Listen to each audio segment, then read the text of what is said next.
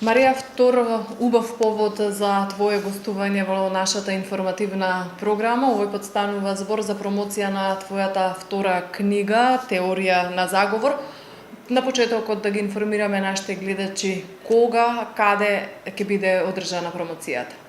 Така, планирано да се случи на 29 август со почеток од 19 часот во просториите на Дом на Арама Струмица. Така, твојата прва книга беше Магијата на Тафу, сега како што спомнав Теорија на заговор. Што може да прочитаат читателите на страните кои што ќе бидат пред нив после промоцијата? Повторно станува збор за роман, меѓутоа со поинаква содржина. Ако првиот беше љубовен роман со елементи од фантастичен роман, овој пат станува збор за љубовен роман, меѓутоа со примеси на роман со политички елементи и криминалистика. Доста посериозен наслов, наменет за повозрасна публика. Оттаму името на насловот, главниот лик се соочува со голем број перипетии кои што животот упорно им ги става пред нозе, терајќи ги да ги совлада.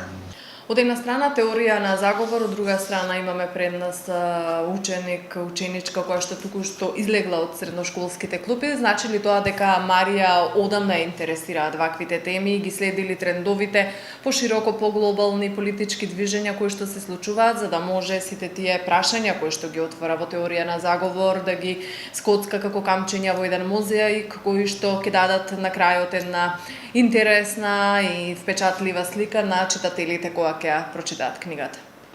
Токму така, морав да проучувам, морав да истражувам, меѓутоа доста од помош ми беше учеството на надпревар по граѓанско образование и го освоивме в првото место со мојата професорка Елисавета Василева за поставеноста на правниот систем на Република Македонија и тоа многу ми помогна при формирањето на принципите врз кои што ќе го заснувам романот.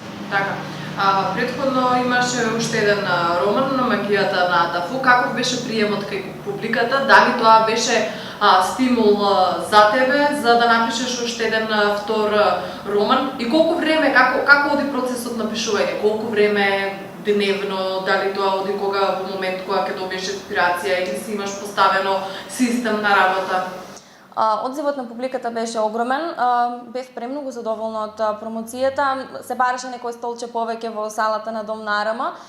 Тиражот беше распродаден за неполни 2 седмици и секако дека тоа е инспирација да се твори повеќе, што публиката бара твое творештво, треба да ја го дадеш.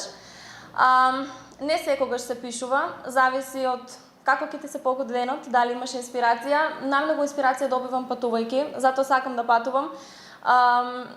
Вложувам пари најмногу во патување, бидејќи тоа е начин на кој што јас се инспирирам, запознавам нови луѓе, култури и некој ден е доста плоден, некој не е. Марија, колку младите наоѓаат време за креативност, за творење, за уметност и дали веќе тие социјалните движења и социјалните аспекти на животот во себе се одржат и такви културни движења и културно изразување? Мислам дека во последно време се зголемува популарноста на културата меѓу младите, меѓутоа сепак тоа не е доволно. Познавам голем број своји врсници кои што се обидуваат да се изразат преку музиката.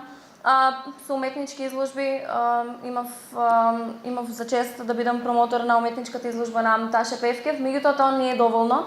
Мора младите дополнително да се стимулираат. Да се вратиме повторно на промоцијата на твојот втор роман Теорија на заговор, дали е се дефинирано кои ќе бидат рецензенти, кои што ќе дадат свој осврт за делото?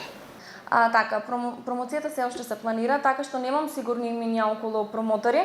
Меѓутоа, планирано е збор да земе издавачот на делото, госпоѓа Тања Гошева, директорката на Струмичката градска библиотека. Ти благодарам за гостувањето во вестите на ТВ Канал Вест.